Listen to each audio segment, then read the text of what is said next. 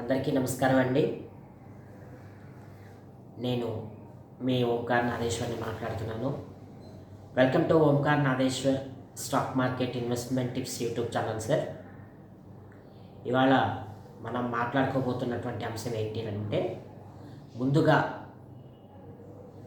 ఈ వారం అంతా కూడా నిఫ్టీ, బ్యాంక్ నిఫ్టీ ఎట్లా పర్ఫార్మెన్స్ చేస్తాయి అంటే, యాక్చువల్గా మీకు నేను సాటర్డే సండేనే పెట్టవలసినటువంటి వీడియోని ఇవాళ ఎందుకు లేట్ అయిందంటే, కొన్ని అనివార్య కారణాల వల్ల కాస్త వీడియో ఆలస్యంగా వస్తున్నాయి సార్. దయచేసి క్షమించండి. మెయిన్ ఏంట్రా అంటే, నాకు కొద్దిగా అట్మాస్ఫియర్ బాగాలేదండి. అంటే రికార్డ్ చేయడానికి అట్మాస్ఫియర్ అనేది బాగోలేదు. అందుకని ఏదో ఉన్న దాంట్లో చేస్తున్నాను. కావున దయచేసి అందరూ కూడా క్షమించండి. సో చూద్దామండి, రేపటి నుండి వీడియోలన్నీ వరుసగా రావడానికి ప్రయత్నం చేస్తాను. పోతే నా ఛానల్ని కొత్తగా చూస్తున్నటువంటి వాళ్ళు ఎవరైనా ఉన్నట్లయితే దయచేసి లైక్, షేర్, కామెంట్, సబ్స్క్రైబ్ అయితే చేయండి. లైక్స్, కామెంట్స్, సబ్స్క్రిప్షన్స్ చేయడం వల్ల, షేర్స్ చేయడం వల్ల మీకు వచ్చేటువంటి ఇబ్బందో, పెట్టుబడో, ఖర్చు మరొకటో ఏవీ లేవు. కాబట్టి దయచేసి నా ఛానల్ని ఎంకరేజ్ చేయండి. సో ఇవాళ మనం మాట్లాడుకుంటున్నట్టయితే, మార్కెట్స్ అన్నీ కూడా ఈరోజు అయితే పాజిటివ్గానే ఉండే అవకాశం అయితే ఉంది సార్. నిఫ్టీ ఇంచుమించుగా ఒక 100 నుండి 150 పాయింట్ల గ్యాపప్లో ఓపెన్ అయ్యే అవకాశం అయితే ఉంది. సో బ్యాంక్ నిఫ్టీ ఏకంగా ఒక 300 పాయింట్ల గ్యాపప్ని మనం ఎక్స్పెక్ట్ చేయొచ్చు. చూస్తున్నారు కదండి, మొన్నటికి మొన్న నిఫ్టీ 21,750 ఆ రేంజ్ వరకు వెళ్ళేసి, నిన్న మళ్ళీ 22,335 అక్కడి వరకు వచ్చేసింది. అంటే ఇంచుమించుగా 600 పాయింట్ల గ్యాపప్లోకి వచ్చేసింది నిఫ్టీ. ఇంకెంత ఉందండి? ఇంకొక 22,900కి ఇంకెంతో లేదు, జస్ట్ ఒక 600 పాయింట్ల గ్యాపప్ ఉందంతే. సో ఒక 3 రోజులు కంటిన్యూస్గా రాగలిగితే 200 పాయింట్లు చొప్పున, లేదంటే 150 పాయింట్ల చొప్పున అలా రాగలిగితే వచ్చేస్తుంది, ఇబ్బంది లేదు. సో ఈ వారం నాకు తెలిసి ఇదే మూమెంట్లో కనుక మార్కెట్స్ కంటిన్యూ అయితే మాత్రము 22,900 లేదా 3,000కు వెళ్ళిన తర్వాత మళ్ళీ అక్కడ నుంచి రిజెక్ట్ అయ్యే అవకాశం అయితే ఉంది. వెళుతుందనే ఎక్స్పెక్ట్ చేస్తున్నాను సార్. నేనైతే నిఫ్టీలో 23,000కి ఈ వారాంతానికి చేరుకోవచ్చు అనే ఆశావాహంగా ఉన్నాను. కాబట్టి చూడాలి. లాస్ట్లో ఏది ఈ మధ్యకాలంలో లో తీసుకున్నట్టయితే 21,750 అనుకుంటా నాకు తెలిసి. ఈ 21,750 దిగనంత వరకు ఎటువంటి ఇబ్బంది లేదు, ఇక్కడిక్కడే ఉంటుంది నాకు తెలిసి. ఎప్పుడైతే 21,750 దిగుతుందో అప్పుడు లోకి, అంటే కాస్త మళ్ళీ అక్కడ నుండి ఒక 500 నుండి 1000 పాయింట్ల కిందకి వెళ్ళే అవకాశం అయితే ఉంది. సో నిఫ్టీ అనేది కొద్దిగా అప్ మూమెంటే చూపిస్తుంది. ఓవరాల్గా మార్కెట్స్ అన్నీ కూడా అప్లోనే ఉంటున్నాయి. సో కాబట్టి నిఫ్టీకి వచ్చినటువంటి ఇబ్బంది అయితే లేదు. అంటే వోలటైల్గా ఉండే అవకాశం అయితే ఉంది సార్ ఈ వారం కూడాను. నిన్నటి రోజున చాలా దిగ్విజయంగా మార్కెట్లు అనేవి ఓపెన్ అయ్యాయి. ఇంచుమించుగా 200 పాయింట్ల గ్యాప్ డౌన్స్ అలాంటివి జరిగాయి. బ్యాంక్ నిఫ్టీ పర్వాలేదు సార్. బ్యాంక్ నిఫ్టీ ఇంచుమించుగా 1000 పాయింట్ల గ్యాపప్లో ఓపెన్ అయినా కానీ అక్కడ నుండి మళ్ళా తిరిగి కొంత కింద పడినప్పటికీ కూడా, అంటే నాకు తెలిసినంత వరకు ఇంచుమించుగా 47,000 పైచిలుకునే మార్కెట్ అనేది కంటిన్యూ అవుతోంది.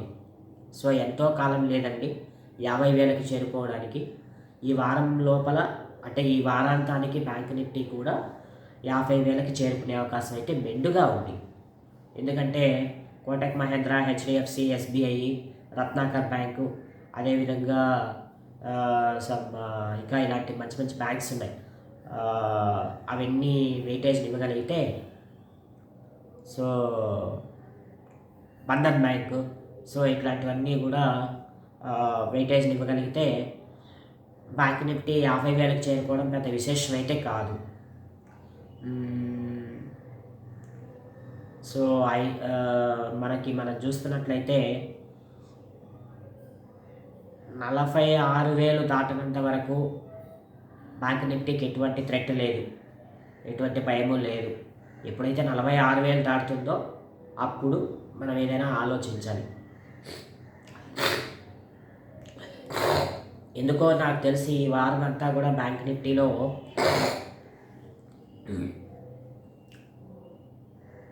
వోల్టాలిటీ ఇండెక్స్ పనిచేస్తుందేమో అనిపిస్తుంది. సో కాబట్టి బ్యాంక్ నిఫ్టీ అనేది బాగానే పర్ఫార్మెన్స్ ఇచ్చే అవకాశం ఉంది సార్. ఎందుకంటే జరగాల్సినటువంటి విధ్వంసం అంతా జరిగిపోయింది. అంటే ఎప్పుడు కూడా సరే నేను ఒక్కటే చెప్తాను మీకు, మార్కెట్లలో ఎప్పుడైతే బాగా పెరుగుదల ఉంటుందో అప్పుడు ఖచ్చితంగా 1000 నుండి 1,500 పాయింట్లు గ్యాప్ డౌన్కి రావాలి. అంటే ఫర్ ఎగ్జాంపుల్ ఇక్కడ చూడండి, 22,850 నుండి 22,835 లేదా 50, రఫ్గా వేసుకోండి ఒక 50. అక్కడ నుండి చూసుకుంటే 21,750 దాకా వచ్చింది నిఫ్టీలో. అప్పుడు 1000 పాయింట్ల రిట్రేస్మెంట్ వచ్చినట్టే కదా, 1000 పాయింట్ల రిట్రేస్మెంట్ వచ్చినట్టే కదా సార్. సో ఇప్పుడు ఏంటి, జరగవలసినటువంటి నష్టం అంతా జరిగింది. అంటే మార్కెట్ మళ్ళీ హెల్దీ మోడ్లోకి వచ్చేసింది. కాబట్టి ఓవరాల్గా మార్కెట్స్ అన్నీ కూడాను నా లెక్క ప్రకారంగా కంటిన్యూ అయితే ఈ వారం అంతా కూడా మార్కెట్స్ బులిష్ మోడ్లోనే ఉండే అవకాశం అయితే ఉంది. కనుక అందరూ కూడా సెల్లర్స్ జాగ్రత్తగా ఉండండి, బయ్యర్స్ ప్రశాంతంగా కూర్చోండి అని నేను చెప్తున్నాను సార్. ఎందుకంటే మార్కెట్స్ ఎప్పుడు కూడా ఒక రేంజ్లోనే ఉంటూ ఉంటాయి, 1000 పాయింట్ల అప్ అండ్ డౌన్స్ ఉంటూ ఉంటాయి, 1000 పాయింట్ల అప్ అండ్ డౌన్స్ ఉంటూ ఉంటాయి. ఒక్క సెకండ్ అంటే నాకేదో కొంత డౌట్ ఉంది.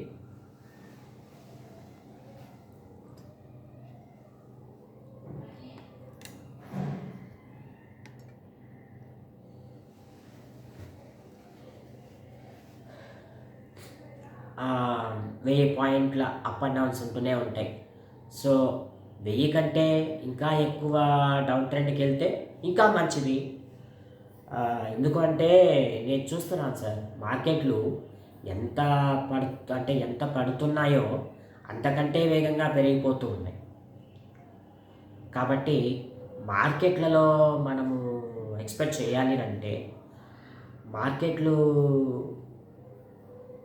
అప్ మూమెంట్లో ఉన్నప్పుడు కొన్నవాడు ఎప్పుడైనా సరే నష్టపోతూనే ఉన్నాడు. అదే ఎప్పుడైతే డౌన్ ట్రెండ్కి వెళ్ళిన తర్వాత కొంటున్నారు చూసారా, వాళ్ళు లాభాల బాటలో ప్రయాణం చేస్తున్నారు. అంటే నేను చెప్తోంది Nifty, bank Nifty, puts, calls కాదండి, స్టాక్స్ నేను చెప్తోంది, పర్టికులర్ స్టాక్స్. వాళ్ళు ఎప్పుడు కూడా లాభాల బాటలోనే ఉంటున్నారు. అంటే యావరేజ్ నేచర్ అనేది మనం నేర్చుకోవాలి, యావరేజ్ నేచర్ అనేది మనం నేర్చుకోవాలి. సో కాబట్టి ఓవరాల్గా బ్యాంక్ నిఫ్టీలో మనము బ్యాంక్ నిఫ్టీలో కావచ్చు, నిఫ్టీలో కావచ్చు, ఇండెక్స్ ఏదైనా కావచ్చు. సో ఇవన్నీ కూడా ఈ వారం అంతా కూడా బుల్లిష్ ట్రెండ్లోనే కంటిన్యూ అయ్యే అవకాశం అయితే ఉంది. ఎందుకు, ఒకటి ప్లస్ పాయింట్ ఏంటంటే మనకి ఈ వారం అంతా కూడా లీవ్స్ అంటూ ఏం లేవు, హాలిడేస్ అంటూ ఏం లేవు.